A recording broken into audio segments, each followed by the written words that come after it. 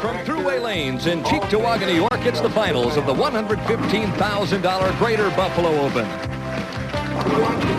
Hello, everybody. I'm Denny Schreiner, along with three-time Firestone Tournament of Champions champion Mike Durbin. We're here at Thruway Lanes in Cheektowaga, New York. Should be an outstanding finals field this evening. 160 players started the tournament this week, and we have an intriguing assortment of players on the telecast this evening. Intriguing, different, and very talented. We have perhaps the best black player in the nation on the telecast tonight. We have a right-hander who many consider the best right-hander over the last 17 years on our telecast tonight. We have a young left-hander who many people think is the best left-hander in the game tonight. And leading the tournament, we've got a young guy just 23 years old who is a rising young star in Chris Warren. So it should be an intriguing telecast tonight, Denny. Well, let's not leave the bowling fans in suspense any longer. Let's take a look at the stepladder format. George Branham III will operate out of the number 5 slot. The first black player to win a PBA tournament, won the Brunswick World Open last year, won the AC Delco tournament earlier this year. He's undefeated so far on television. And in the number 4 position, Gil Sliker in 12 years has finished second 8 times. Gil, a former doubles partner of mine. We won the 1983 Doubles Classic, but he's still looking for that elusive first singles victory. Boy, the number 3 position is strong this evening. 32-time PBA champion Mark Roth. As you say, 32 titles. He's closing in on Earl Anthony on the money record. Almost caught him, only 28,000 behind him, but he hasn't won since 1984. And looking for his second title in a 7-week span, Parker Bohn III. Well, he won in Seattle earlier this summer. He finished third in Edmond just a few weeks ago. As we've said, many people think he's the best young left-hander on the tour today. He's looking for victory number 2 tonight. And the Dynamo from Dallas. Boy, he really packs a punch, Chris Warren. Averaged a whopping 260 for his last 8 games last night. He says he'd like to have one of those 260s tonight, and he'll have his first victory. Bowling fans in the greater Buffalo area have really supported this tournament throughout the years. They've had some great champions. Tonight's show, certainly no exception to that rule. Well, they've had some fantastic champions, but they've never had a left-handed champion, and that's the guy to watch tonight. Parker Bohn III is in second place. He's got the edge, as Walter Ray Williams did a couple weeks ago when we had 4 lefties. Look out for Parker Bohn tonight. Well, we're both looking forward to an exciting telecast this evening, and hopefully you will too. The finals of the $115,000 Greater Buffalo Open coming up next. Tonight's $115,000 Greater Buffalo Open is brought to you by Budweiser Beechwood Age, for that distinctively clean, crisp taste that makes Budweiser the king of beers. For all that you do, this Bud's for you. And by True Value Hardware. More than just a name, it's their way of doing business. And in the opening match, it'll be George Branham III looking to stay undefeated on national television. He matches up against Gil Sliker.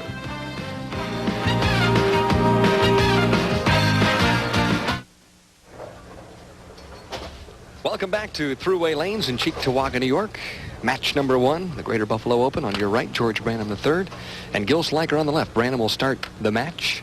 And in 2 previous appearances on national television, he is 7-0. He has never lost on national television. He says, what's so difficult about this? It's easy, huh? Well, he told me that there's a good possibility he could end up 11-0 after this evening's play. Well, he was striking a lot in practice then. Gave it a little more room than he had been in practice. Leaves the weak 10 as the ball came in behind the head pin, hit behind the pocket, left that soft 10. Last year, George Branham III winning just a fraction less than $60,000 on the tour. And this year thus far, $40,780. So he has really turned into a steady player on the PBA National Tour. Not bad for a 24-year-old. In only his 3rd year as a PBA member. Boy, the crowds here have just been sensational all week, and Mike and I were chatting just before the show this evening. Tommy Baker of Buffalo is one of the outstanding PBA champions on the tour, and boy, he made a couple of telecasts here, and this place was absolutely bonkers. This year, though, I think he finished 77th, so didn't make any money this year. He still had his contingent out here cheering for him. Now, first shot for Gil Sliker on the championship pair, 45 and 46, and he drills the pocket. And if you hear a few cat calls throughout this evening, well, we are in New York, you know. What does that mean, Denny? Well, their fans have a tendency to let their emotions show. Or you get a good firsthand look at 37-year-old Gil Sliker, who lamented earlier this evening that he was the elder statesman on the show tonight. Well, I know the feeling. You know, if we were still bowling together, Gil and I's combined age would be way up there. You guys would be collecting Social Security now. Oh, for 20 years. For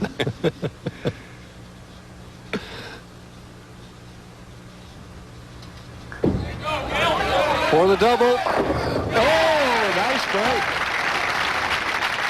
Got a chance to get a couple of pins going back and forth, and that's kind of a mini wall shot. Huh? Well, you know, in order to strike, Dan, that one pin has to hit the two pin in order to get a strike. And that head pin just barely clipped the two pin, but it was enough to get him down.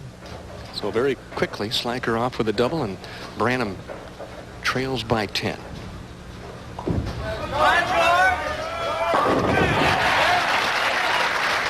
He's been doing that all week long, slapping out that weak 10 on that half pocket hit. Average 221.16 for the week. There you see his 87 average, 209.42. And there we get the update. High game of 269. Match play record 14-9-1. Watch the swing. A little bit out, then back in, the follow through, straight through. Watch the spin. Second from the right. We'll just be able to get that 10 out. Now we're back to live action for the double. Almost looked like an instant replay. A little more solid, though. Didn't have to worry so much about the 10 there. Well, I think George Branham III figured that if he didn't get out of the gate in a hurry, that Gil Sliker would lap him here before halfway through the first game. Well, Gil's problem on television in the past has been, at least in my opinion, sometimes lapses in concentration. As they say, he gets sometimes just a little spacey for a second and loses concentration and usually pays for it. Gil going straighter than George Branham III, and you see the result. He got that ball into the oil a little bit, went straight through, soft 10. Branham goes around a little bit more. Ball's driving harder as it comes to the pocket.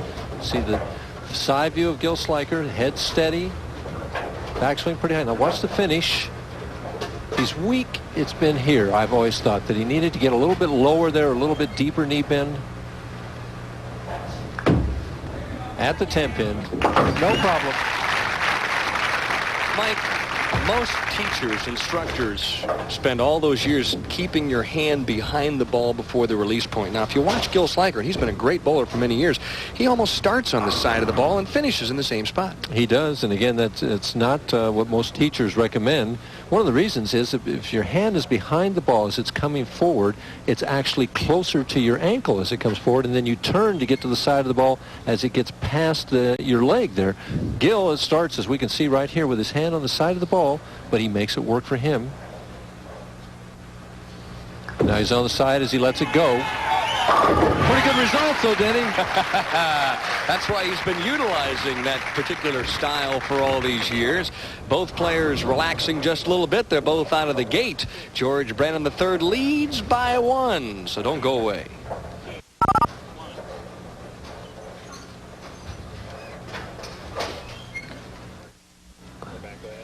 .24-year-old George Branham III leading by 1. He's working on a double and shooting now in the 4th frame opening game. Branham III looking for 3 in a row. Mm-hmm. Got Parker Bohn III. We got 2 thirds on the show tonight. We need a shortstop and a second base. I was going to say.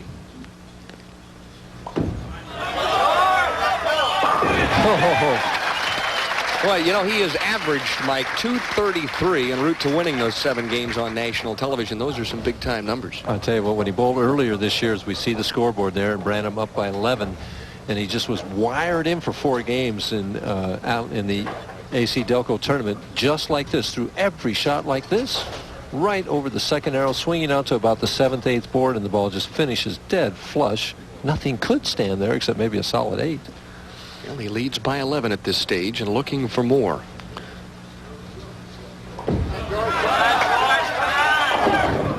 He gave that one too much room without the fingers. A little light for Gil Sliker, leaves the 2-pin.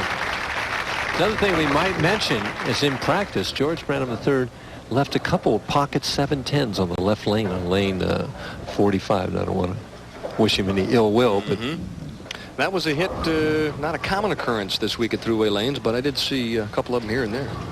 And we saw that hit destroyed Ron Palumbi Jr. last week.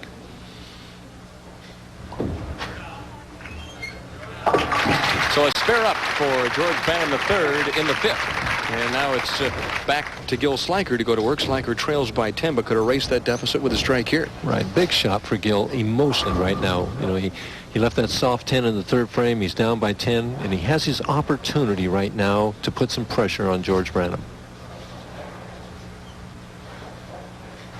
Let's see how he responds to this moment. Perfect. Well, Gil had to shoot a nice game last night in the position round just to solidify himself on the telecast this evening. And he got it open early in the game and came back with 6 in a row. And you see the nice free swing of Gil Sliker. The follow through outside the shoulder a little bit. Dead flush in the pocket. Now in match play competition, Dan, right now is an important psychological point. He's gotten the strike to get himself even the match. You want to put some onus on your opponent. And if he can strike now to go ahead, his opponent knows he's in for a dogfight.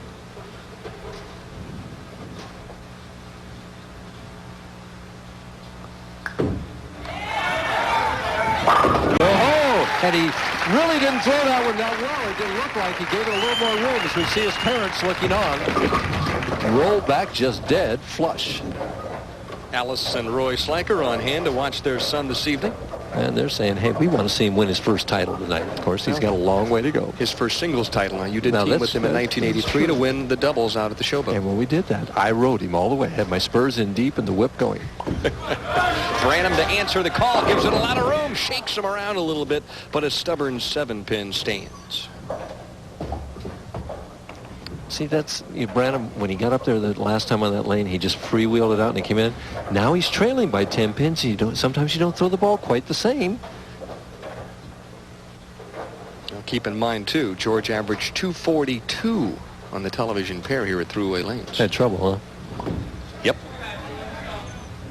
Well, you got to be impressed with him. He's a very athletic bowler, very strong player, has great legs, and you can just see that this guy's a tremendous competitor. And he's got a great smile. Oh, he does. We may not get to see it tonight, but he has a marvelous smile. Boy, he does. Magic Johnson smile all the way. Yeah. One of those infectious smiles. Really enjoys his bowling, but boy, he's serious about it now.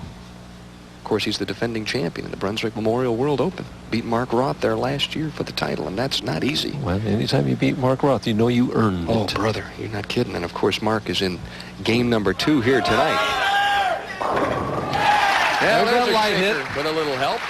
So Branham shakes him loose on the left-hand lane to give himself a strike in the 7th. But at this point in time, Gil Sliker pondering his future. He leads by 11.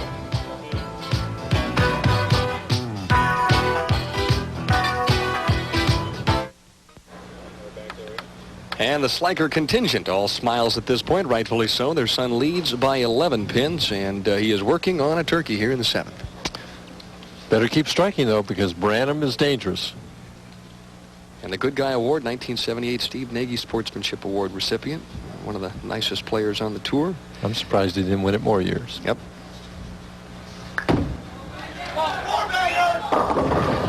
There it is. The mistake that has haunted Gil throughout his television career. He makes that mistake somewhere in the match. After the commercial, gets the ball away from his ankle, points it, and it hooks too quickly. That was not the lane. That was Gil. Well, now he'll have to make do, pick up the 2 pins for the count as he snarls at that split. And he'll have to go on his merry way and head to the 8th frame, down by 5 pins. So it's an unforced error, I guess, Mike. Exactly right, Dan. And right now, George Branham has just had new adrenaline and new life pumped into him sitting on the bench as he's taken the lead by sitting on the bench. Branham, of course, working on a strike in the 7th. Now Gil Sliker has to regroup, circle the wagons, and come up with a good shot on lane 45. Very important to come right back with a strike right here.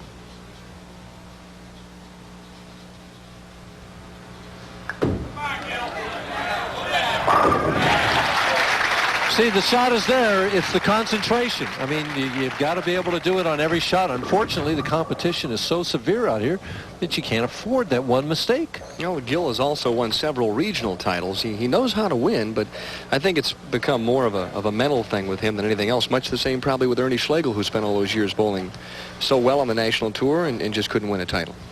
Well, Pete McCordick also. Exactly. So it's not just him.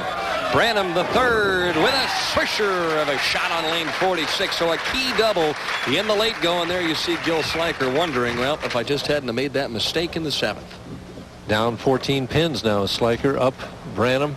Branham going at a 228 pace right now. Can strike all the way out for 258. The best Sliker can get, as we see the scoreboard, is 244. So it's still anybody's ball game, but Branham is definitely in what they say the catbird seat. He's normally taken advantage of it, especially on television. Gil Sliker looking off into the distance and checking the telescore to find out exactly what George Branham can post. Oh, life for Sliker, a solid 10. Oh, and you could just see the shoulders slump for George Branham III. He knew he threw a heck of a shot there. Well, the thing is, the fact that he did not strike here as he throws the ball right over, in fact, a little left of that second arrow there, swings out to about the 8th board. We watch the 6 pin, second from the right, whistle right around that 10. Sliker now can strike out and lock out Branham. Branham going cross lane at the 10 pin. Sliker has asked for a re-rack. Branham stuck a little bit. Little tiptoe approach there on the left-hand lane to pick up the 10 pin. First re-rack of the match on lane 46 for Gil Sliker, who obviously now is in control of his own destiny. That's right. And this is what it's all about on the PBA Tour. What separates the ones that really make the money from the ones who don't is the guys that can get up in this 9th and 10th frame and control their emotions and what's going on inside the heartbeat and strike.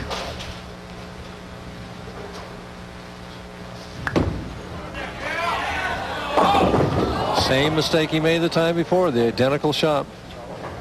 Just the feet got fast, arm swing got away from the body. You just don't win matches making mistakes like that.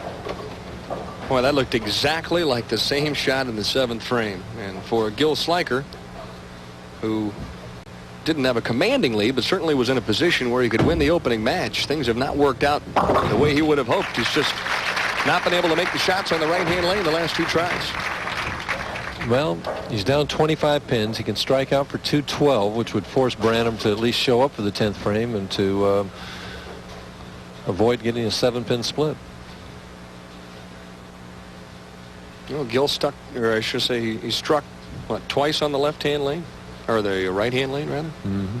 Struck in the 1st frame there, and he struck in the 5th frame. And then threw 2 splits in the 7th and the 9th. Boy. How quickly it changes. It's amazing. He's thrown some absolutely perfect, pure shots, and then he's thrown some shots that I know he'd like to have back. Well, if he strikes out here, he's going to wind up with 9 strikes, Dan. For 212. Mm-hmm. When you start playing tit-tat-toe, though, and you get those X's and circles, even though the X's may win, those circles will take their toll. Yeah, they'll come back to get you. Only 9 strikes. So it's up to Gil Sliker to try and strike out. Give himself any chance whatsoever. Well, remember last week when we watched Dennis Jakes, who was wired on that right lane, throw double pinochle in the 10th frame, and the Weber contingent of Weber and McDowell went all the way to the championship match, so you never know. But Gil, right now, if he'd got a spare in either one of those 2 frames, was still right in this match. Winner of this match moves on, and the loser takes home a check for $4,000. Left-hand lane's been a good one for Gil Sliker. Struck every time on it. Yep. Could be 7 for 7, but it's maybe not going to be enough. That one skids a little further, gets a little help from the 5, and swishes the 7 out. So Gil Sliker with a bit of an ironic game. Some great shots and some bad shots. And right now, George Branham needs to, he can open in the 10th frame and still win, but if he gets a 7-pin split, he could still wind up with a tie or lose.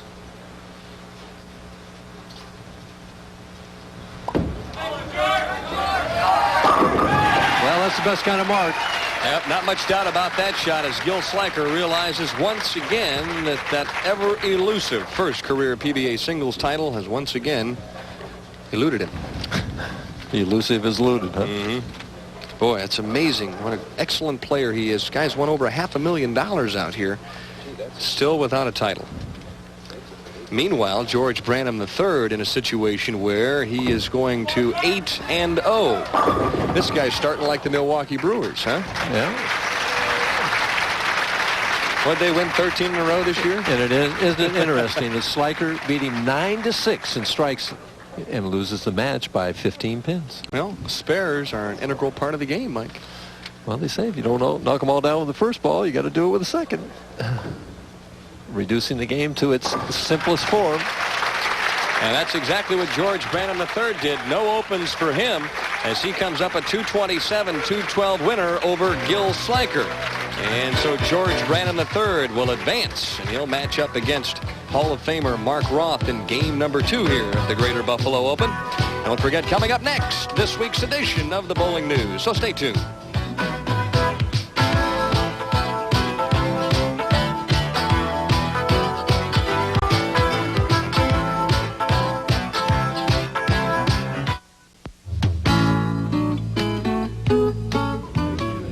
And welcome to this week's edition of the Bowling News. With the 1988 Summer Olympics just around the corner, Team USA qualifying regionals have been completed, and now here's a look at some of the leading finalists from throughout the United States.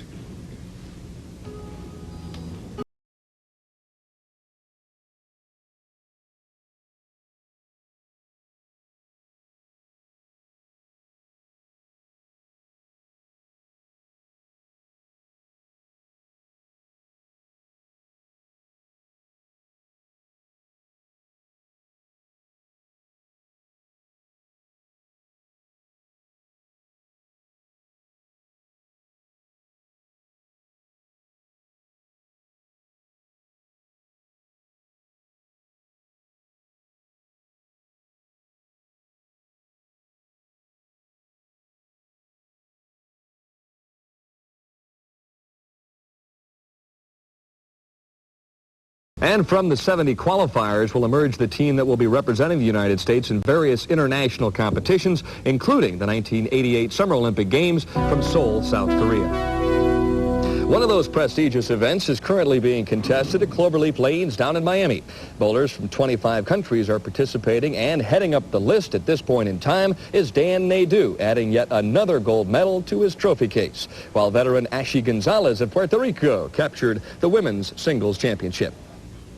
Betty Morris of Stockton, California has to be on cloud 9. After all, Betty has captured back-to-back LPBT titles right here on ESPN. And the third time may be the charm. She is currently leading the Metroplex Open down in DeSoto, Texas. She may win 3 in a row. Outstanding achievement for a terrific bowler. Just 2 weeks ago, the talented right-hander won 4 consecutive matches en route to taking Lake Charles by storm. And then, of course, last week down in Houston, she returned right to the winner's circle. As a result, she has now been selected by the Bowling Writers Association of America as the Bowler of the Month for July. And it's never too early to start thinking about Bowler of the Year. Right, Betty? Show business legend Jerry Lewis will do practically anything for his kids. And when he can combine raising funds for muscular dystrophy and testing his bowling talents as well, we're all in for luck. Just a couple of weeks ago at Deer Creek Lanes in Rancho Cucamonga, California, Jerry pulled out all the stops, posting a super score of 196. Now, that may not sound like anything extraordinary, but considering the fact that through the Brunswick Corporation, $1,000 per pin was pledged, well, that made the game worth a record $196,000. Throughout the past 25 years, the PBA Tour has certainly seen its fair share of colorful characters. Our man Jim Duff crossed over the color spectrum this past week to interview professional bowling's Rainbow Trout. That's right, Guppy Troop. I wanted to be different, and I wanted to be remembered. And John Douglas Troop is both different and easy to remember. Of course, you know him better as Guppy Troop, that 37-year-old breath of fresh air who parades around bowling alleys looking like a cross between a beatnik and a 60s flower child. There are the shoes and the colorful pants and the ever-present gold jewelry and the dark sunglasses. Add it all up, and you quickly realize this is one Guppy who loves being in the fishbowl of fan and media attention. I think I class myself as a showman. I mean, I want to give people something to watch when they come into the bowling center. I used to watch the tour in the early 60s, and they were not really that flamboyant. You know, they'd throw their bowling ball, turn around, and sit down. And I want to give the people something to watch besides that. I have antics on the lanes, all kinds of yelling, screaming, slapping my hands together. I never know what I'm going to do sometimes. Guppy Troop, on the other hand, out of Neptune Beach, Florida, well, he's got other things to worry about. Not ball selection, not which lane to start or finish on. He's got to figure out what pair of pants to wear on tonight's telecast. Of all his many quirks, probably none stand out as much as the pants. Looking like something that a bunch of 5-year-olds finger painted, these pants are to Guppy Troop what Clydesdales are to beer. He has a total of 8 pair and began wearing them on the PBA Tour years ago just to liven things up. Nowadays, Guppy and his pants are fan favorites, and though his clothes may not be endorsed by the folks at Gucci or Calvin Klein, this man is proud of the bizarre fashion he brings to the world of bowling. Call it Guppy Wear by Guppy Troop. Is that the way you look? And this, folks, if you were watching in 1980, I won the Waukegan, Illinois Open in these. Little red here, nice tin in the back, and best outfit you can get this time of year. No, I mean, is that the way you really look? Yeah. And these I call in my morning clothes. I bowled bad on television one time, shot about 130. I don't wear them anymore, but they're great if you want to wear them out at nights. You can blend right into the darkness and nobody will see you. All those the clothes you wear. And this, folks, is Guppy Troop's most famous outfit. I won 2 other beer tournaments in it, and in 1984 I won the Budweiser Open in Columbus, Ohio. So this is the best that I own, the best elite outfit that Guppy Troop has in his whole stock. My agents told me a lot that I should wear them out in public all the time because a lot of people don't know what I look like because they're only looking at the pants. And if I wore pants out to eat dinner more often, you know, that people might remember me that way. Sure, yeah. Who knows, you'll be on one of those American Express card commercials. Yeah, or something like you that. don't know me because I don't have my pants on. And he says, all right. Despite his carefree demeanor, there is a serious side here. In his 12 years on the PBA Tour, Guppy has won 8 titles and hundreds of thousands of dollars. He even has his own business, Guppy Enterprises, headquartered in the appropriately named city of Neptune Beach, Florida. But most of all, he has himself. The colorful shoes, the outrageous pants, enough gold to make Mr. T envious, and enough talent and personality to make it all work. As he likes to say, It's fun being Guppy Troop. and it's even more fun to watch him. For win or lose, you can be sure fans everywhere are asking that burning question, Is that the way you look? Is that the way you look? Is that the way you look? Is that really the way that you look now? Oh, darling, darling, is that the way you look? And coming up next is the rematch of the Brunswick Memorial World Open from a year ago. George Branham III and Mark Roth. So stay tuned. We're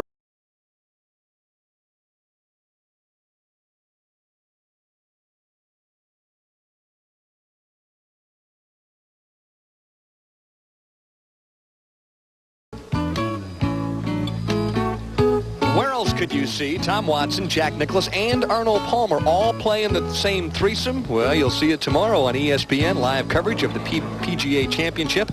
Live and first and second round coverage, of course, beginning at 12 o'clock, running until 2, and then 4 to 6 Eastern Daylight Time, both days, Thursday and Friday. So the 69th PGA Championship up for grabs down in Florida. And there you see the contestants for match number 2. PBA Hall of Famer Mark Roth and the upstart George Branham III. You think Mark is thinking back to that Brunswick Memorial World Open? I don't know if Mark is, but I think George is definitely thinking back to it. Well, he has now won 8 consecutive matches on national television, and when will it end? Perhaps not until later on this evening, perhaps not for another year or 2.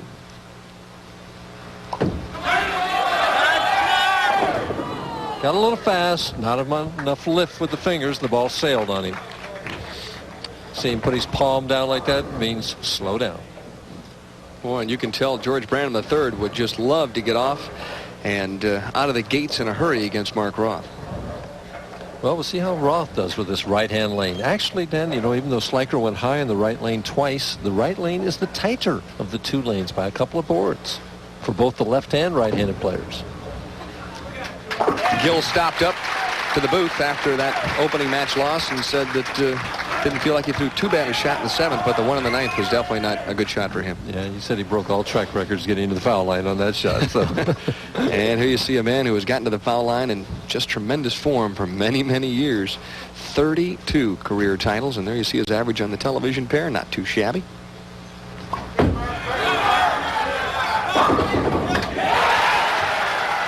Well, we see who the crowd is for.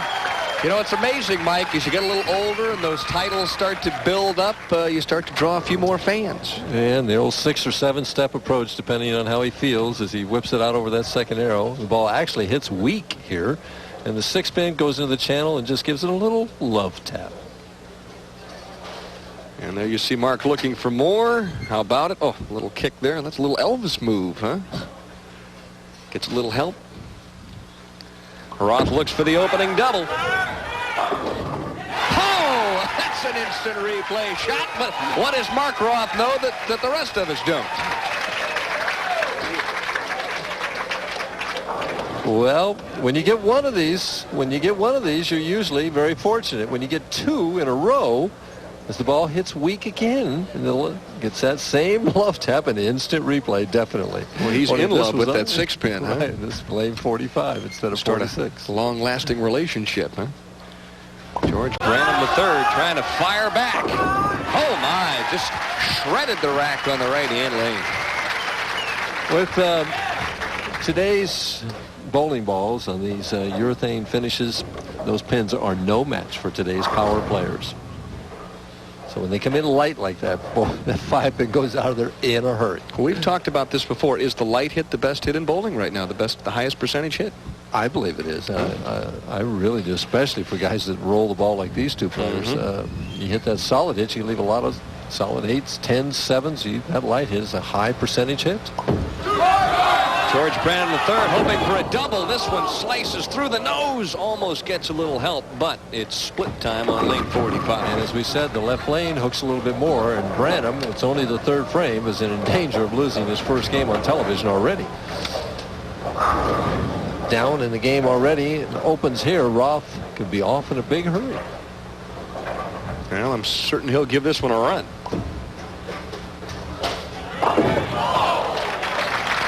Almost dancing out of the back end.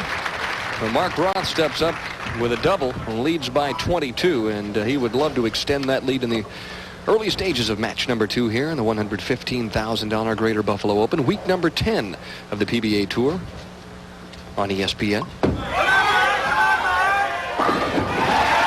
That looked like he gave that the tug LaRue that time. Little tug shot to the left. You noticed that, huh? The old 6 or 7 step. I don't know how many he's taking this time, but watch the backswing. Used to be real high. Now, well, just about to the top of his head. The deep knee bend. Look at that right knee bend. Watch the follow through. He comes up, but after the ball is gone. Left arm out, similar to Walter Ray Williams. And Roth, who's off with 3 in a row.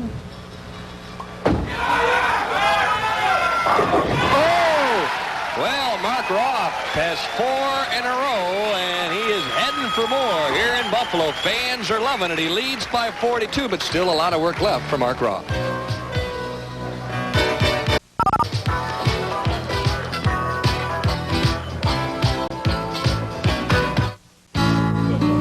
And just around the corner on ESPN, it's the Breeders' Crown Championship Harness Racing Series every Friday at 11 p.m. Eastern Time, starting this coming Friday, August the 7th, until November 13th.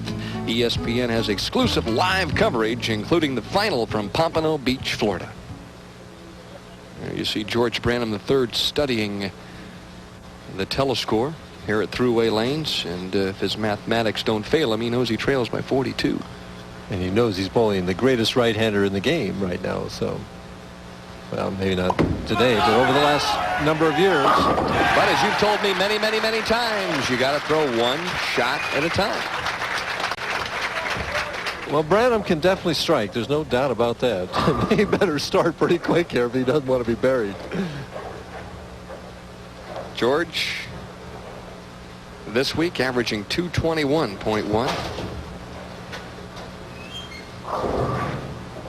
Started the position round game last night in 6th position. Bowled an excellent game just to survive to get here this evening. He's already defeated Gil Sliker tonight. Needs a double desperately. How about some help? Oh, there was a cave-in on lane 45. I thought that pin was going to interfere, but he got it. Well, let's take a look at that one, huh? And we're going to watch the head pin go to the sideboard. Watch that head pin. It goes to the sideboard. We can't see it gets in the way. The 6 pin is laying there, but it had enough power to hit both of them and knock it over. Roth with 4 in a row, looking for number 5. Little hop, skip, and a jump from George Branham III. Mark Roth loads up and heads to the line. Well, he's got 5 in a row, and Mark Roth, I know, had a chat with you before the telecast this evening, Mike. And he told me that if he shot 300 out here tonight, as he was just striking at will in practice, that he would bowl the next game left-handed. Well, we'll see if, first of all, he could shoot 300, and second of all, if he would dare bowl left-handed. I think Parker Bohn III would be licking his chops. Boy, watch this guy load up here. Fingers go in first. Look at that thumb with all the patches. Boy, the mileage that thumb has been through. 32 PBA titles and 5 times a George Young Memorial Average winner. Rips it on the right or left-hand lane. Got some more help, and Roth has started with the first 6, and he means business. He's thinking about it already, Dan. 300 is in his mind right now. Wow. And it's in the crowd's mind, I'll tell you what. Well, this house has had a history of 300 games. We had 4 this week, including 1 tossed by tournament leader Chris Warren.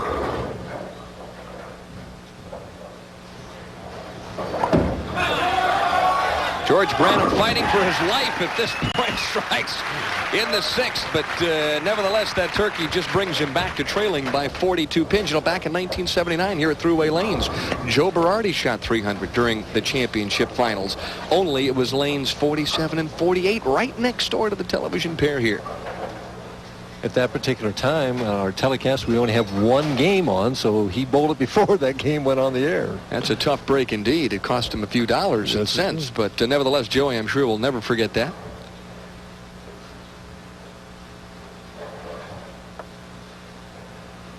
Cut it to 32 if he can get 1 more. And not the lift. You see, he got that ball down a little sooner. He just a little bit of a lose that time. Soft 10 the result.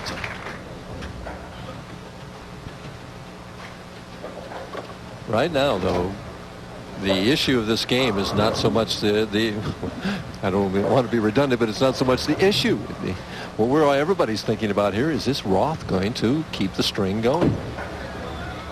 Uh-oh. Well, lapse in concentration this time by Branham. We saw it by Sliker twice last game. Well, it's easy to get sidetracked and start thinking about Mark Roth. And boy, does he take any time at all? No way. Grabs it off the rack, stands up, and gets ready for shot number 7. And it doesn't matter how important the shot is, he always reacts that way. He's anxious to get there and throw the ball. Look at it come! Oh, boy. Roth has got him riled up here at Cheektowaga, New York. And the fans are loving every bit of it. How about this, Mike?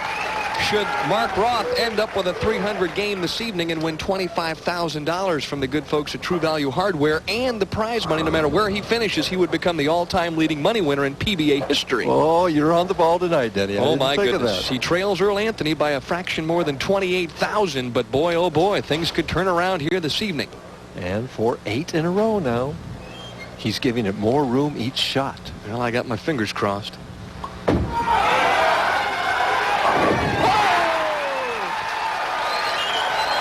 Well, we're just 4 strikes away from perhaps a little history. 8 in a row for Mr. Mark Roth, who towels himself off a little bit. And right now, George Branham III is just trying to get out of the way. Exactly right. He just wants to say, hey, I want to throw 2 strikes and sit down and watch. as he shreds the rack on lane 46. There you see Mark Roth. Look at the determination on his face. He's pumped up. And I told you he was thinking about it 3 frames ago. Wow. As Mike mentioned, he was striking at will in practice, and I think he had a feeling he had a pretty good shot here on the television pair. Well, the thing is, Dan, he started off a little shaky with those 2 love taps, but since then he's been throwing the ball better every shot.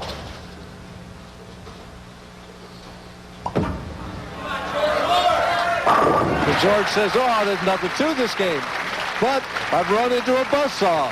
Well, Mark Roth came very close to shooting 300 one other time on national television. 1975 in Kansas City when he won his first PBA tournament. He had 299 left to just a ringing 4 in the 12th shot.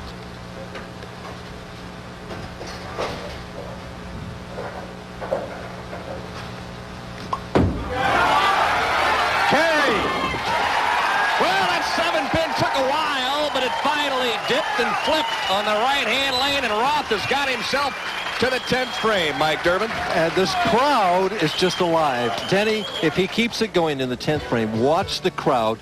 The excitement go up on each shot, and the volume, the decibels go up on each shot. Right over the second arrow, swings it wide to about the 7th board. Watch the 7-pin. It's the last one down. Just nudged it twice. Well, we're here in the 10th. It is quiet at throughway lanes.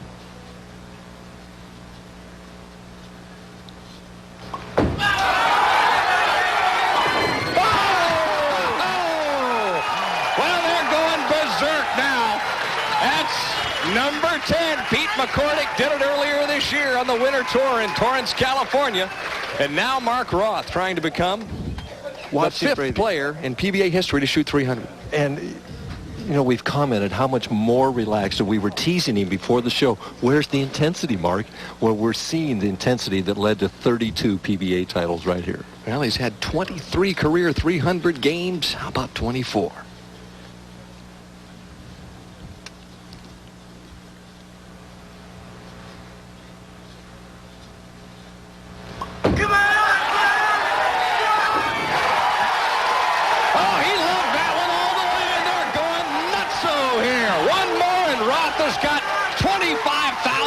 And he becomes the all-time leading money winner. Boy, you couldn't write a better script, Mike Durbin. Denny, I don't know how nervous you are. I know my heart's just beating a mile a minute right now. And Mark waves to the crowd and says, hey, calm down. I got one more shot here. Just relax. Let me get things in order. True professional. Boy, he's been there so many times. Takes a nice deep breath. Going to try and create a little history here this evening. Let's see what happens.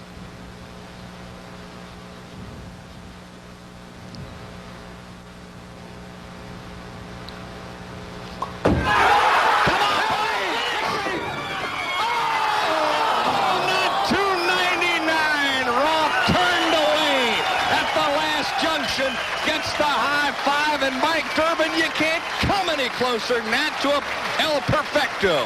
He was looking for that love tap one more time, but this time the 6-pin wouldn't kiss him. Oh, my goodness. Roth gave it a run for the money, $25,000 worth. Came up one stick short. Stay tuned. Still more bowling to come.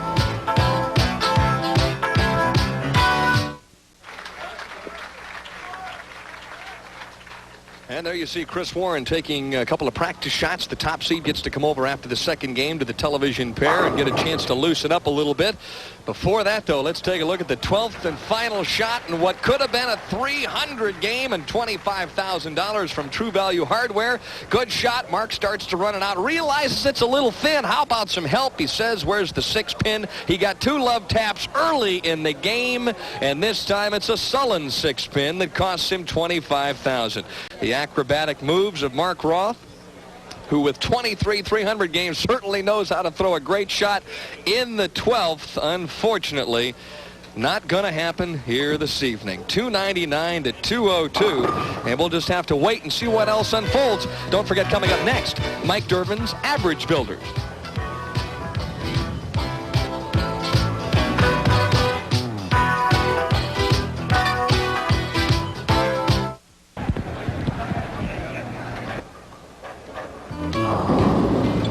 Over the course of the summer, on our ESPN telecast, we've seen a lot of different styles and deliveries. Tonight, I want to talk about what the ingredients are that make up a good finish, at least in my opinion. What are the proper ingredients that will give me an on-balance finish in which I'm enabled to hit my target and put something on the ball? Well, let's look at it tonight. You have to remember that when we talk about a finish, that we actually are talking about at the end of the next to the last step. In a 4-step delivery, this would be at the end of the 3rd step. And at the end of the 3rd step, my ball has reached the peak of my backswing, however high that naturally is. And at this point, what I want to think about is I want to think bend the knee, and I mean bend the right knee. As I bend the right knee, my left toe is still on the ground from the end of my 2nd step. And I push that forward into a nice long slide. That slide ends right underneath my chin to keep me in balance. If I put it underneath my left shoulder, I would fall off balance to the right. At this point, my left arm is pointing toward the opposite wall. My eyes and head are level with my eyes right on my target. My follow-through is going to go straight up toward the ceiling, and my back is at about a 45-degree plane, and that's what the finish position looks like right about there. Now you remember, you bend the knee, you push the slide, the left arm is out for balance, the back is at about a 45-degree angle, the head is level and still with the eyes on the target, and the follow-through reaches straight up toward the ceiling. Now I'm going to see if I can put all this theory into practice and see if I can deliver it the way that I've just taught you. You watch me and check me on the different points. Here we go, ready to go.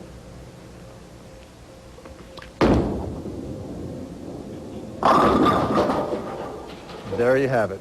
Those are the ingredients that make up a good, on-balance finish position. And if you will practice them, I can promise you that your average will go up. We'll see you again next week.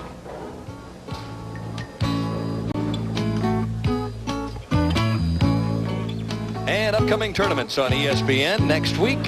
We'll be up in Windsor, Ontario, Canada for the finals of the Molson Golden Bowling Challenge. And, of course, wrap up the PBA Summer Tour on ESPN with the Ebonite PBA Senior Championship from Canton, Ohio on August 19th. Both of those shows beginning at 9 o'clock Eastern Standard Time on ESPN. Well, we've certainly had our share of excitement already here this evening in the first couple of games. And standing by now with my partner Mike Durbin is the young gentleman who hopefully will provide even more fireworks in the title game. That's, of course, the top seed, Chris Warren. Michael?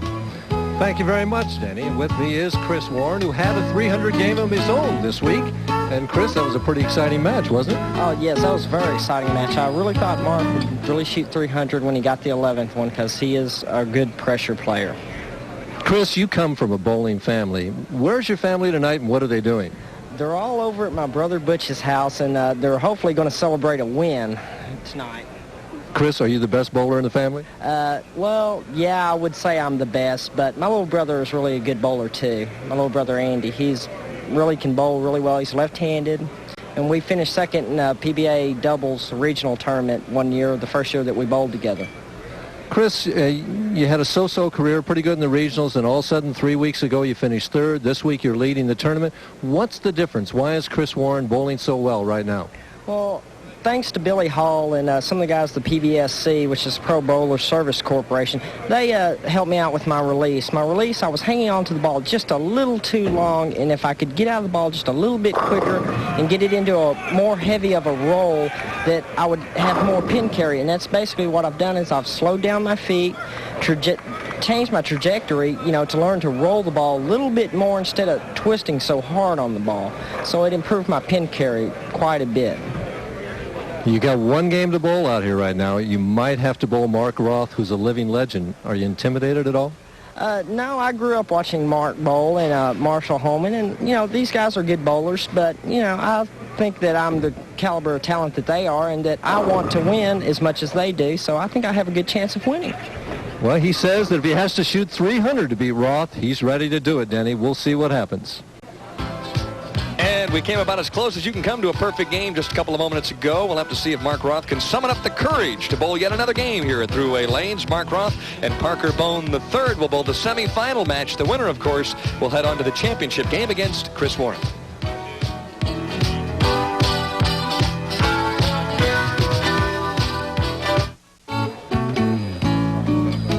And it won't be long before those top spin serves start hitting. Volvo International Tennis Championships at Stratton Mountain, Vermont. Semifinals will be broadcast Saturday at noon, and then the finals Sunday at 4 p.m. Eastern Daylight Time. One of the major preparations for the U.S. Open to be played a few weeks later in New York on the same hard court surface. So it's a bit of a practice round, I would guess, for some of the top players in the world. Now there you see Mark Roth and Parker Bohn III. What's going through Mark Roth's mind, Mike Durbin? He has to come back down from the near-perfect 300 game. Hard to do. When McCordy shot his 300 game earlier this year, he was unable to do it. He lost the next game, and he bowled Mats Carlsen, and Carlsen went on to win the tournament. Mark Roth will have to try and strike on lane 45, the lane that eluded him on the 12th and final shot. See how easy it is when it's not for $25,000, Mike? Well, even though that was for $25,000, it was for the money lead. Oh, it was for everything. It was for a place in history, in bowling history. It just, I mean, he's already shot 299. Now he's got a pair of them. First look at Parker Bohn III, and Parker Bohn says, Mark, I know you just shot 299, but I got a little work of my own cut out here. There you see Parker Bohn III, who won earlier this year. 225.78, not too shabby there. High game of 280. He may need that here this evening. And he was leading going into the last 8 games by 150 pins, shot about 270 over, and dropped over 140 pins out of the lead. That's how well Chris Warren bowled those last 8 games. He averaged 260 last night, Chris Warren did, to surpass Parker Bohn III. He is a steady, solid customer. This youngster from Freehold, New Jersey, comes right out of the gate and says, take that. I'll tell you, Dan, you've got the youth, you've got the experience, but these young kids coming out are different than I was when I came out. They're not intimidated. They're not afraid. Boy. Well, let's see. Mark Roth is 12 out of 13 in the strike department. Will the saga continue? Well, Mark Roth has never won this tournament. Finished second here in 1983. Has finished in the top 5 on 4 other occasions. So he would dearly love to win this Buffalo tournament. Of course, it's in his home state. And, you know, and he hasn't won since 1984. And it isn't that he hasn't bowled well. He's had some big games shot against him. The thing that is so amazing, you realize what a great, great player this guy is. And he's still, through all the years, he's been over, I think he's bowled over 100 games on national television, has a losing record. 62 and 74. Yep. Amazing, as great a player as he is. How about it? Well, Roth with a little theatrics, and we're 5 for 5 here. Roth starts out with a turkey, and right now he's just about as hot as you can get.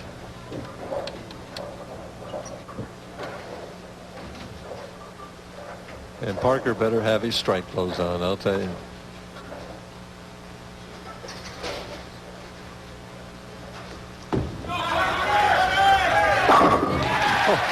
It's a strike fest here at Thruway Lane. And Parker must be wondering, you know, the last time he was on national television, he bowled 255 and got beat. You know, he didn't strike on the fill ball. If he'd have struck there, he would have had 10 strikes in the game and lost. Yep, to Walter Ray Williams Jr. And that, of course, just a couple of weeks ago at the Hammer Open in Edmond, Oklahoma.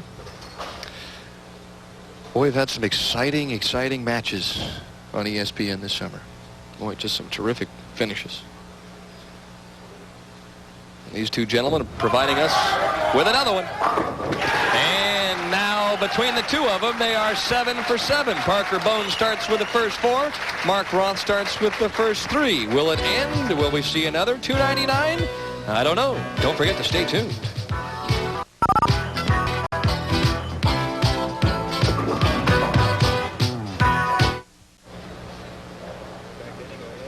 And taking a look back here at Thruway Lanes, last year's champion, Jeff Bellinger, got a check this week. Didn't quite get to the finals, though. Gary Skidmore, 1985, in a very exciting match where he struck to win. And Hall of Famer George Pappas was the winner here in 1984. And Sam Zurich was up there for a while this week, but had trouble the last 8 games. And we've been racking our brains here for other players that have bowled 299 as we see the finalists round by round. Warren going from 95th to 1st, and Bohn toward the end right up there all the way. Roth. Very consistent other than the 3rd round, right? Right, yeah. Sliker up there and wound up 4th. And Branham was there all week long. Yeah, you're right. When you take a look back at the 299s, of course, everybody has to remember Coco Johnson's 299 in the Tournament of Champions. Back in what, 1971? 1970. I was on that show. Yeah. You were a victim, right? No, I lost to Ricker the game before. I mean, you got a nice front row seat for it, though, right?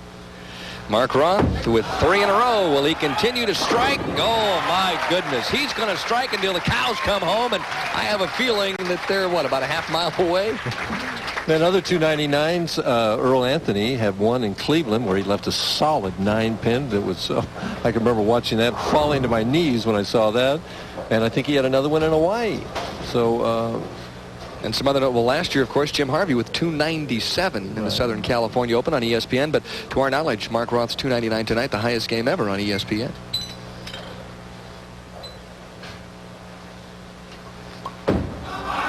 Roth for number 5. This one's a little slow, and as you see as it breaks through a little bit. How about some help? And Mark finally turns around and realizes, well, he might not have deserved to get a strike there. And it's amazing, just again, how tough the competition is out here. He had 11 out of 12 the first game, started this game with 4 out of 5, and he's behind.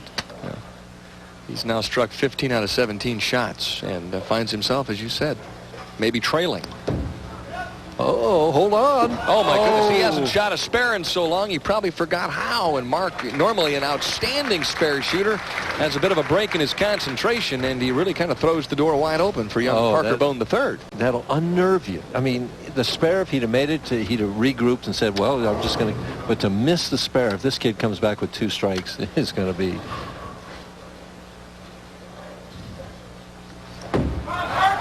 Gave it a lot of room. Oh! Well, he gets a good break to get 9. Well, we're spoiled at this point. Every time one of these professionals throws a shot, we expect to see the X come up on the masking unit.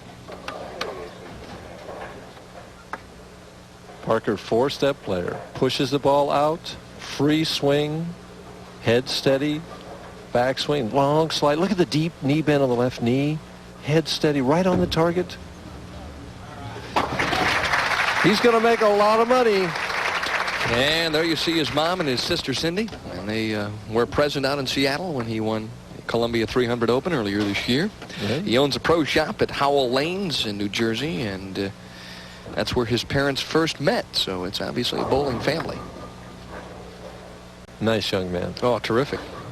Now, if he would win this evening, he would break into the top 10 money-wise thus far this year, and, you know, for a player who's only been out here 2 or 3 years, those are some heavy-duty numbers. It's interesting to see the evolution and maturation of a player. He's just gaining more confidence and just believes in his ability now. He's a very relaxed player, very confident player. Takes everything in stride, doesn't get all carried away with conditions one way or another, just figures out a way to hit them, kind of like Dick Ricker used to do. Roth trying to bounce back after the missed 7-pin, and steady as she goes, Mike Durden. Went a little high in this lane last time. Let's see if he makes some kind of an adjustment. Roth a lot of times will just give it a little more speed and a little more loft and delay the roll a little further and overpower a lane. 4-time player of the year, had probably the greatest year in professional bowling history back in 1978 when he won 8 titles. Set the title record and the money record the same year, and he was just absolutely phenomenal. I watched every one of them. I was out there. So was I. As a spectator. Probably could have won a couple more. That one skids a little too far, as he might have gotten that one in a touch inside. The ball just didn't grab. Well, that's the adjustment for the high hit the last time. He made some kind of a move, and this time the ball doesn't finish. So what goes through your mind right now is the lane's changing a little bit, and I've got to make that adjustment. What is it? Well, I guarantee you one thing. You won't miss 2 in a row. Dead center. He takes a nice look at it as he walks away, too. There's one thing Mark Roth dislikes immensely. It's missing 1-pin spares. He's made a career out of being one of the best spare shooters.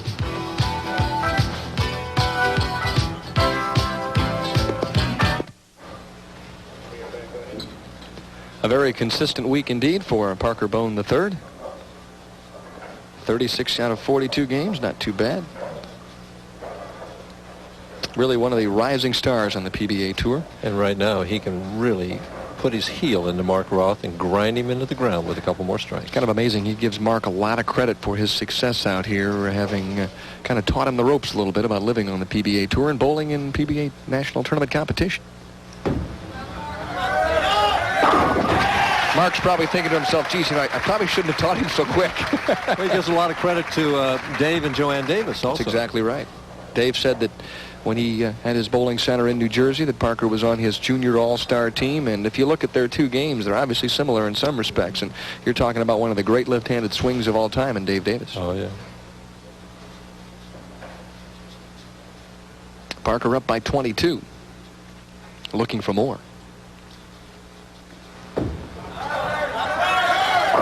Oh, boy. A chink in the armor. I mean, a big chink. That might be a chunk.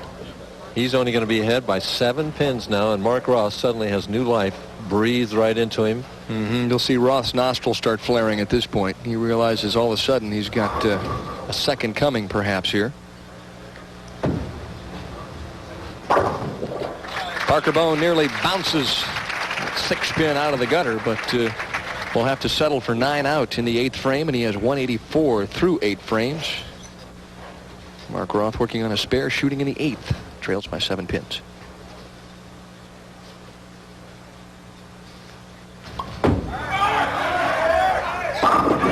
Hasn't missed the right lane yet, Dan. Nope. For the day. That's kind of hard to believe, isn't it? I was going to wait for you to say something. How many strikes in a row on the right-hand lane? Well, Denny Schreiner asked Chuck Pierce, our statistician. Five the last game, and he has, let's see, what, 1, 2, 3, 4 this game, so it's 9. 9 for 9. He could shut out Parker Bohn the third if he strikes out, too. It'd end up with 247. Well, you got to take him one at a time. He's high. He's lost on that lane. He went high, light, now high again. He's getting the what they call the overreaction. Something's happened to that lane in mid-form here. Boy, he's got a tough spare, too, the 36910. Watch it here. He went light last time. Gives it more room. Now the ball's going to hook too quick. Right now, it's grabbing. Right through the heart of the pin. So let's see if he can make this very difficult spare. He's in trouble. Oh! Well, a little reprieve for Mark Roth, who didn't throw that one exactly the way he wanted. Well, he'll take it anyway and get it right now. I have a feeling that his wife Jackie and his daughter Stephanie were probably cringing when he let that one go, but they coached it in there for the spare conversion. Well, Parker right now needs a double to lock up this match. Knocks out that 7-pin, so it's going to come down to this. If he can strike the first ball in the 10th, he's going to win the match. If he does not strike, Roth can double in the 10th to win. He gives this one more room. Out around the 11th board, swings out to maybe the 7th or 8th, comes back in light, and the 4-pin nudges out that 7. As Billy Whaley used to say, that tender touch. And Mark Roth had the tender touch from the 6 first 2 shots. He was looking for it in the 12th, but didn't get it. Not quite. For the win. David room. Too much room. Leaves the 3-5-6. There's the adjustment for the 8th frame where he went high. Both players now struggling on lane 45, but Roth is the important thing, can win the match. Parker needs to get himself together and make this spare, though. As he gets it way out there in the weeds, comes back light. Remember that 1 pin has to hit 3 to strike for a left-hander. Didn't hit it. Well, now he needs to convert the cross alley spare. Perfect. Boy, nice shot. See how he flattened that out? He did not throw a big sweeping hook on that shot. He straightened his wrist, flattened that wrist out, and kind of threw the ball just what they call a fudge knuckler at that spare, and he made it. In other words, you don't lift the ball perhaps as much as you do on your strike ball. Right. See if we see the spare. He's right behind it here. Deep knee bend. Stays behind it. Ball did not turn around. Hand did not turn around the ball, rather. Needs a strike for 224, and he nails it. So Parker Bohn shoots 224, makes the big error in the 8th as Mom looks on, and now Mark Roth in a position where he can come from behind to win again. Needs 2 strikes and 8. He's thrown 9 consecutive strikes on the right-hand lane.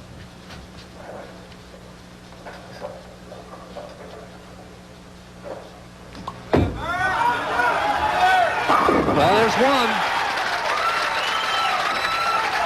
Oh, he is a cool customer, isn't he? He's fun to watch right now. Oh, he's just fun to watch. Well, you know, Hall of Famers come up with Hall of Fame performances, and that's what you are witnessing here this evening. This is like watching Babe Ruth hit 3 home runs in a ball game. Right. You know, 299. I mean, he just doesn't get much better than that. This is the critical shot, though.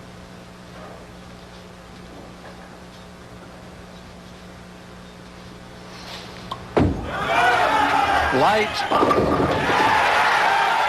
Well, he's got him dancing on the deck, and now he needs 8 pins to vault himself into the title match and look for career victory number 33.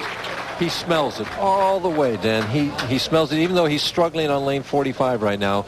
He's zeroed in his concentration and the job that has to be done. Right now he needs 8, and he's just thinking one thing: strike, hit the pocket. 7, no, we'd have a tie in a 2-frame roll-off.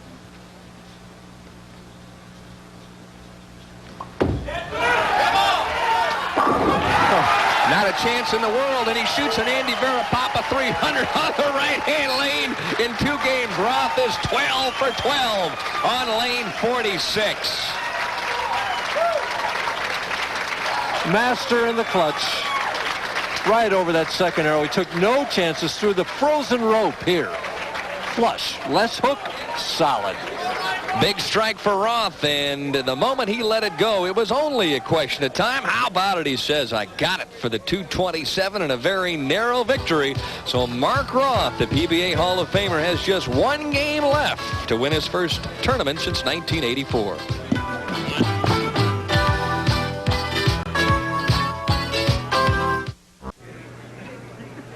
Been a rather exciting evening thus far here in Cheektowaga, New York. Well, Roth said he was going to get 300 one way or another, and he didn't get it in that first game with 299, but he had 12 in a row in the right-hand lane, which is an Andy Verapapa 300. And let's take a look at the final shot in the last game that really locked things up for him. And Roth needed 8 here. The experienced veteran that he is, he cut down on the hook, a little straighter trajectory to the pocket.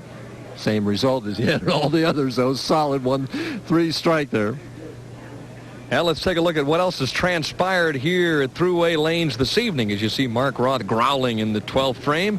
George Branham III defeated Gil Sliker 227 to 212, and then the fireworks really went off when Roth nearly came up with a 300 game, leaving the soft 10 on the 12th shot, 299 to 202, and then he came from behind a big turkey in the 10th, 11th, and 12th to snap off Parker Bohn III and give himself a chance to win his 33rd career PBA title. And Dan, I'm trying to add up all those numbers to get an idea of what they're averaging here. Quickly, I think they're averaging over 230 for our telecast tonight. So the guys have got the line. It's just a matter of whether they're going to carry and strike when they need them. Well, they hit the pocket all week long here in Cheektowaga. Let's take a look at the tournament statistics, maybe give the folks some idea of what happened average-wise this week. Some big scores here. Our right-handers averaged 209, lefties 205. All the bowlers in the field, all 160, 209. What you needed to cash was 213 and a whopping 219 to make the top 24. Best match play record, Chris Warren at 18-5-1, 37 games in a row over 200 by Ron Palumbi. And then Jimmy Keith had 20 consecutive 200s. That's pretty good for that big ball that he throws. You know, I figured out why Mark didn't shoot the 300, of course, in that second game, because he would have had to bowl the following game left-handed. He didn't want to do that. That's exactly right. He said he'd bowl left-handed if he shot 300, but I think he was trying there, I'll tell you. I think he probably was, too. Several other players had outstanding weeks here in the Cheektowaga area this week, and they bowled very well. Let's take a look at the players who finished from 6th through 24th, because there were some excellent players in the field. Well, we were looking at Pete Weber in that final game, but he dropped from 4th to 6th. Wayne Webb bowling well. Norm Duke in 8th. Dave Ferraro every week. Ryan Schaefer Jr. finished 10th. Harry Sullins in 11th. Oh, good-looking Brian Voss. And there's Jimmy Keith in 13th. Palmer Fahlgren in the finals every week, it seems like. Jim Pensack, an old friend of mine. Mike Edwards in the finals a lot of times this summer. Mats Carlson there again. Ron Palumbi tied with Carlson. Tony Westlake, good-looking young player. And Sam Zurich, who was a winner, dropped down that last 8 games. Magic Gray, another black player in the finals, didn't do as well as George, though. Randy Peterson, Mark Baker, and Andy Noor finished 24th and held up the field.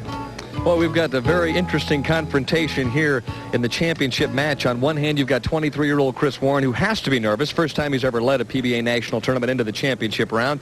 And then you've got the wily old veteran on a roll this evening, Mark Roth, who's been there so many times before. What do you think is going to happen, Mike Durbin?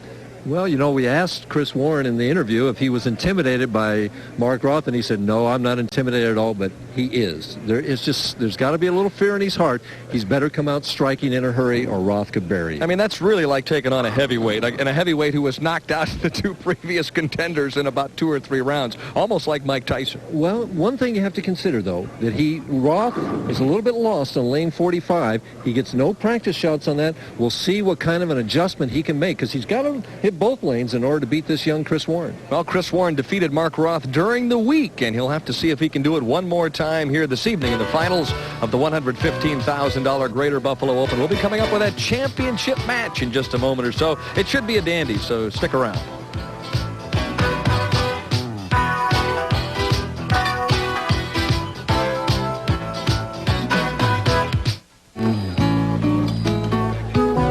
Next week on ESPN, the PBA Tour travels north to Windsor, Ontario, Canada for the finals of the Molson Golden Bowling Challenge. And if the bowling is anywhere near as exciting as it's been here this evening, you won't want to miss that one.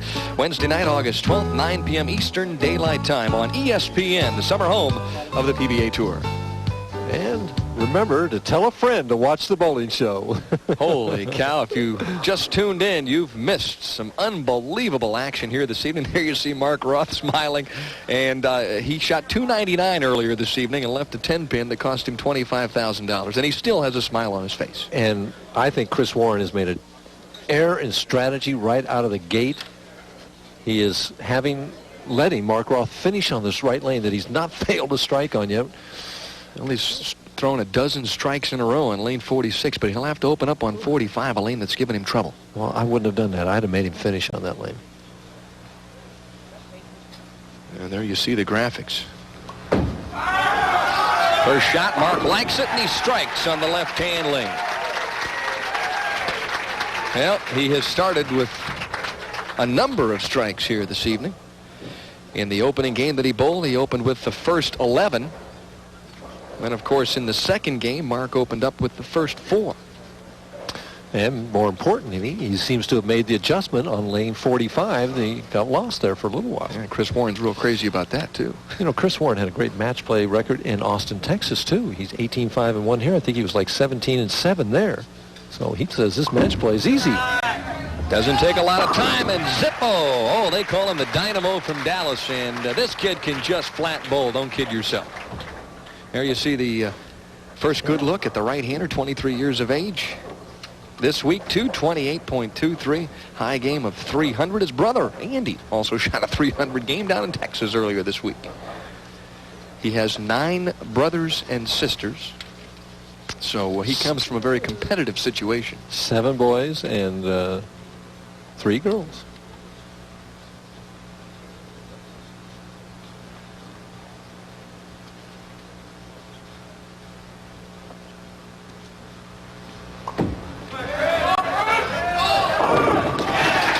Well, I don't know anything about strategy. This kid. And there is his mother, Mary. As, believe me, she's a little more nervous perhaps than she might look at that point. Flew in from Dallas earlier today to watch her son bowl. She introduced him to the game of bowling when he was about 12. He obviously caught on in a hurry. Mark Roth has been perfect on the right-hand lane for the entire evening. And just as he gets started, he hears something in the background, and he very alertly stops. Oh, boy. Mark shakes his head and gears up one more time. Gets so quiet in the bowling center that just the slightest sound can set a player off. There was a waitress in the back here emptying an ashtray and banging. I don't know if that's what he heard or not, but I heard it. No tips tonight. And 4-9. And he says thank you to somebody. It wasn't the waitress. It was somebody sitting over here to the left. I don't know. He pointed a finger right at him and said thank you. Well, somebody right now is feeling pretty badly. Whether it was an accident or not, it happened. And and distracted him, and now he's got a 4-9 staring him in the face on the lane that he has just owned here this evening. He's a great split maker.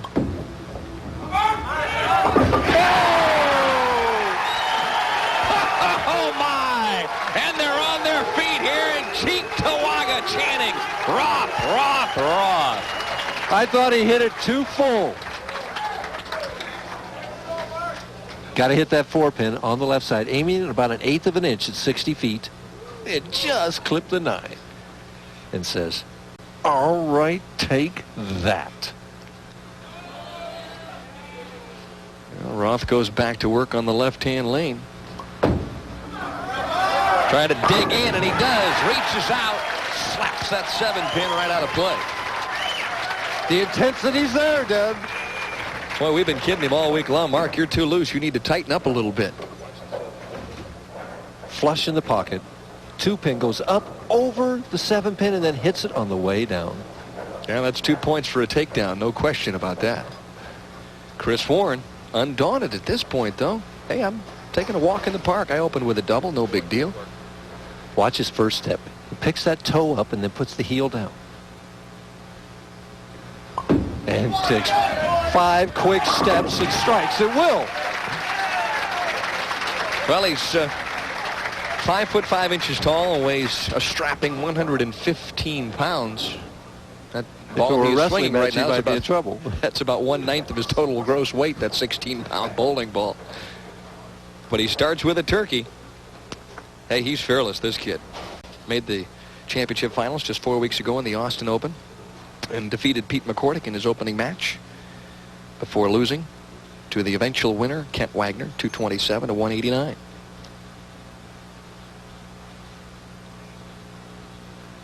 Trying to extend his lead right here. And looking for 4 in a row. Good shot. Oh, goodness, boy, did that snap off the lane in a hurry, and he's got the double pinochle. And as David Letterman would say, that's not a pretty sight. He got it wider, and it hooked quicker. Out to about the 6th board. Now watch how much this ball hooks in the last 15 feet of that lane. Right through the heart of the pins when it looked like it was going to be flush. You thought it was solid. Mm-hmm. So did I. Boy, it sure looked like it. Boy, but major overreaction. Just maybe hit it too good. Gave it too much room and got the overreaction. He's right. Well, he'll give that double pinochle a run and just barely miss. Well, he went for it boldly. Cost him 2 more pins and count. Well, the match kind of turns around a little bit at that stage, and Mark Roth has been in the right spot at the right time all evening long. Let's see if it continues.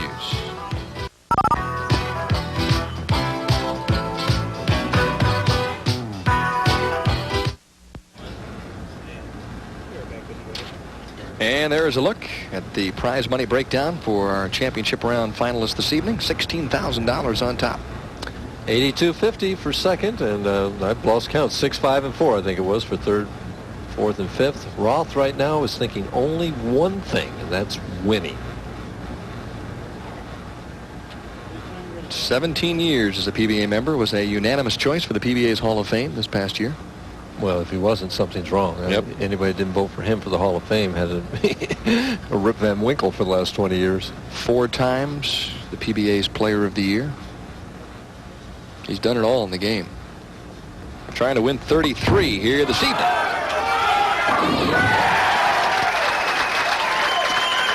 You know, it's funny, though, Mike, in watching Mark bowl the last month, he has really bowled well.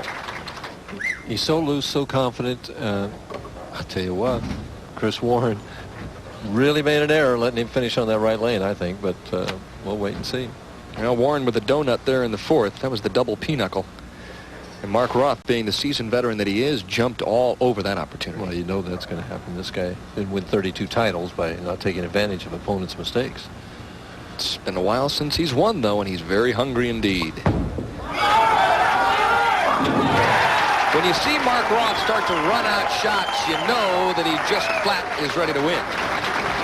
And there's just Chris Warren, I feel for him right now because you've got a guy here that just has so much experience, and right now he's bowling with so much confidence, and he smells victory. He knows how to win. Chris Warren has to prove yet that he knows how to win. Almost like David and Goliath. Well, right now, Goliath is winning. Here comes the slingshot, though. Don't count Chris Warren out of anything. Watched him play match play the last couple of weeks. And he told Harry Smith, the PBA's assistant national tournament director, you know, Harry, I have trouble qualifying sometimes, but boy, I sure like that match play. And I can understand why. He likes to go toe-to-toe. If he doesn't strike right now, Denny, I think the match is over. Mike, it's only the 5th frame. I understand that. I'm going out on a limb here. All right. Taking plenty of time here in the 6th. Needs a double desperately.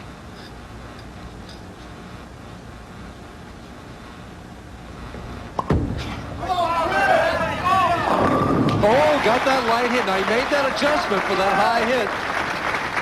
Boy, he has vicious carry. He hits that pocket.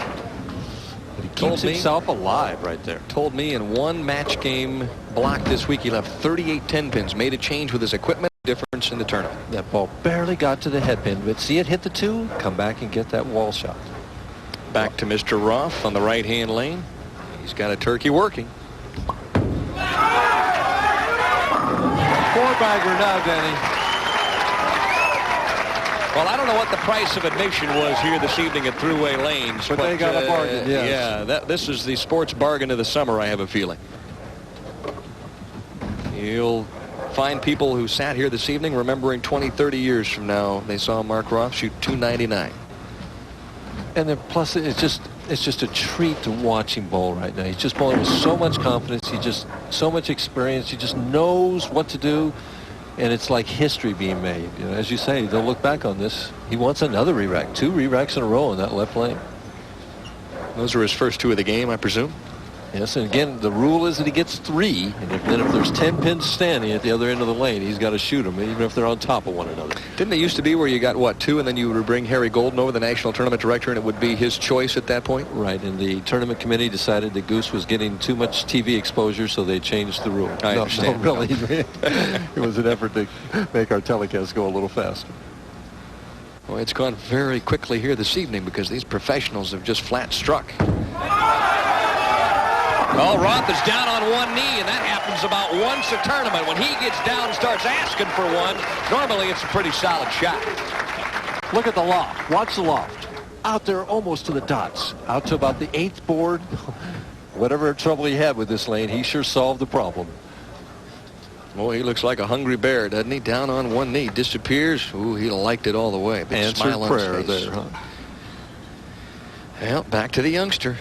What a gutsy little performer this guy is. He better call upon all the guts he has right now. All his brothers and sisters down in Dallas rooting him on.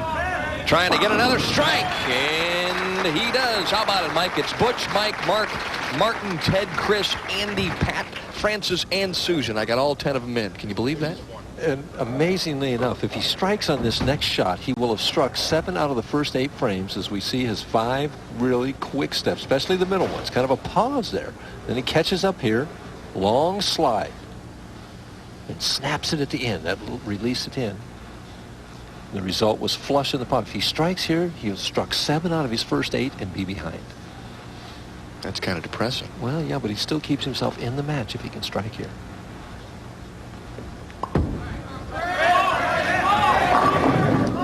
The pocket, 7-10, and it stands. Oh, my goodness. And an ooh and an awe from the crowd here at Thruway Lanes, and a nice round of applause.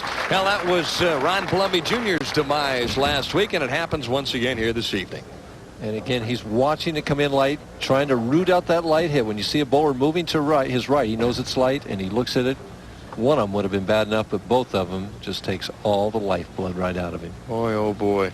Talk about just watching your whole life pass in front of your eyes. Of course, if he wins here, it's a trip to the Firestone Tournament of Champions and his first PBA title. And don't have to tell anybody what that means. Come on, dance out of there, 10-pin, but it doesn't. So Chris Warren with an open that will be costly in the 8th. Now, the best Warren can shoot is .226. However, Mark Roth is at a blistering pace at this point.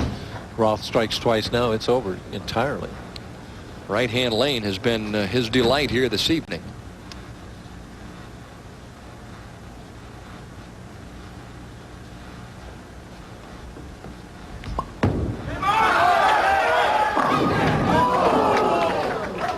Still Roth life. Still running life. one out that time to the left, and he has saved the theatrics here for the title match.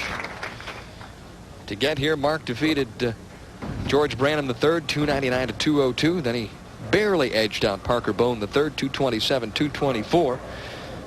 And he's locked in a match now with Chris Warren for the title.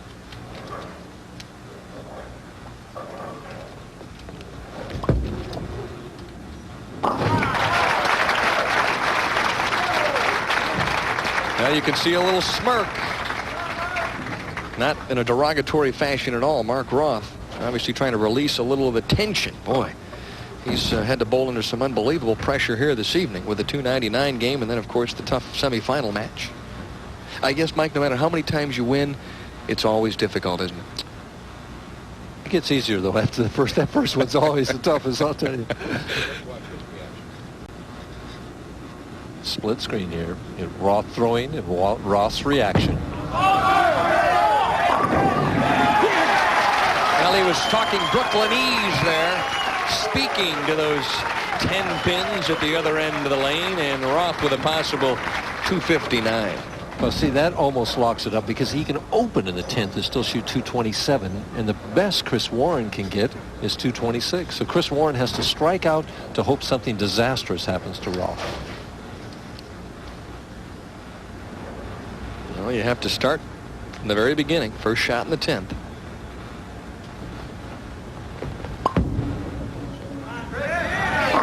See, with the way he hits that right lane, and he chose to finish on the other lane. I just don't understand it. Inexperience, do you think? No, but I think it was that he wanted to get his score up on the board first. Which is a good move. It is, but you've got to be willing to say, hey, if I got to strike on the 10th frame, I'm going to do it. I'm going to finish on my best lane. And I'm just judging from the way he's thrown the ball tonight that the right lane was his best lane. I think so, too. Obviously, Mark's best lane. Well, these are things you learn, though, right, Mike? I mean, just a youngster out here, only 23 years of age, and he's already made a tremendous impact this summer. To stay alive. And he does. A lot of class right now being shown by this youngster from Dallas, Texas. Not going to give up. No spares. If he gets 2 more strikes, he finishes 10 out of 12 and could lose. That's an amazing statistic. And basically, when you look at the swishing 710, he hit the pocket there. And I was just adding up our scores. Our players tonight are averaging 230 for the 6 games, and they're going to shoot average over that for these 2 games. Well, Mark Roth coming in for 2 games was averaging 263. Might fall a little short this game, but what the heck? 259 is not bad. Pros have really treated the spectators here this evening. Stay alive. Hurry up. Oh, that doesn't. Couldn't throw it much better, and there you see Mark. Obviously, he realizes it's all over. And the dejected Chris Warren gave it all he had, just came up a little bit short. He sure did. I mean, that's an awful strong 215 game, just 2 big donuts right there in the middle, and it's hard to make double pinochle in the 710, Denny. Yeah. I've been balled 35 years and made one of those once. Yeah. Probably in practice, too, right? No, it was in a pro-am. Oh, jeez. Gave the AMs a thrill, I'm sure. Well, Chris Warren spares it up. Obviously a little disappointed, but offers a congratulatory handshake to a Hall of Famer, Mark Roth. And I'll guarantee you right now, as they chat, Chris Warren will never forget the first time he bowled Roth on national television.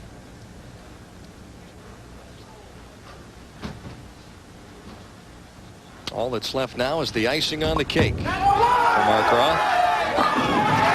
Boy, it's been his night all the way as he turns around and shows the fans his appreciation for their support. Look at that. They're standing up here in Buffalo. They do this every year, Denny. They give this standing ovation every year, but boy, it's well-deserved this time.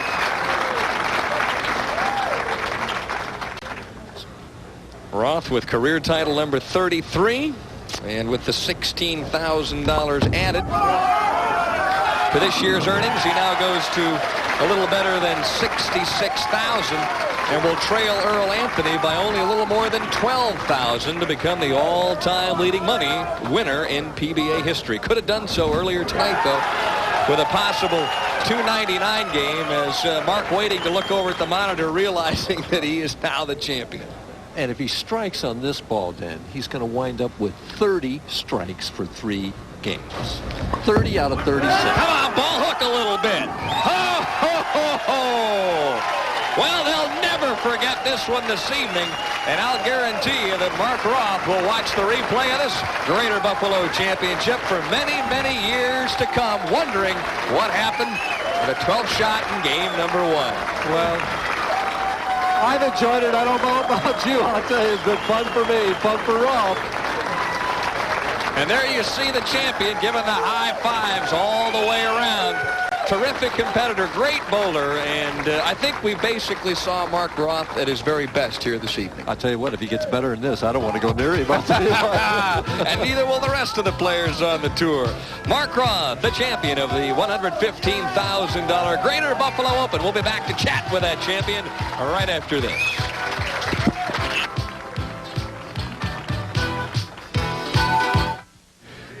And here's a look at the winner of the $115,000 Greater Buffalo Open from Cheektowaga, New York, a smiling Mark Roth. Mark, the first question for you, I know it's got to be difficult winning all those titles, and you go a couple of years without one, people start to question your ability. It's got to feel good to get back in the winner's circle. Yes, it does, Denny. It's been a little frustrating. I bowled some good games, some bad games, and today I just had a good shot, and I felt confident all week, and I bowled well in New York State. I grew up in New York State. Even though I live in Jersey, but it was just, the crowd was behind me all week, and they were behind me tonight, and a little extra adrenaline, and I wanted to win real bad. I know you'd finished second here in the past. You'd made the finals 4 different times without a victory, and it's got to be sweet here to win in the Empire State. Yes, it is, and it's nice to bring it home again, and took a long time for number 33. I'm trying to catch up my age, so I need 3 more real quick. You'll be winning titles when you're 55. Let's bring out one of the presenters here, Phil Cantonese, and boy, what a beautiful trophy you have for a tremendous champion. Thank you very much. Mark, on behalf of Bell's Markets and all the people of Buffalo, I'd like to be the first to congratulate you on an outstanding tournament and wish you well coming back to our tournament next year. I'd like to thank Bell's Market. They've been a great sponsor over the years. You bet I'll be back next year and more years to come. Thank you. Okay. Now some more good news by the general manager here, Jack Dolan. And Jack, it just doesn't get a whole lot better than what Mr. Roth put together here this evening. Except for one thing. Saturday morning, Mark walked in and he says, "I'm going to win this one for you." And he pointed it at me. He's been around that winner's circle all the years he's been here, and he had to get it sooner or later. Thank you, Jack. I'd like to thank people at Combo Bowling Centers. They've hosted this tournament for many years, a great sponsor, and hope to see you next year. Thank you. Jack, thank you so much. Let's bring in our color commentator, Mike Durbin, who was just for some reason or other, Mark, a tad nervous when you threw that shot in the 12th. Mike, what was going through your mind? I don't know. I know how nervous I was. I don't know how nervous you were. What was going through your mind in that 12th shot? Well, it was the second 299 shot on TV. And I just wanted to make sure I wasn't high like the last shot. And kind of lost it a little bit and turned a little early and left the 10-pin. But it was still close enough. And almost carried it. But I'll take it.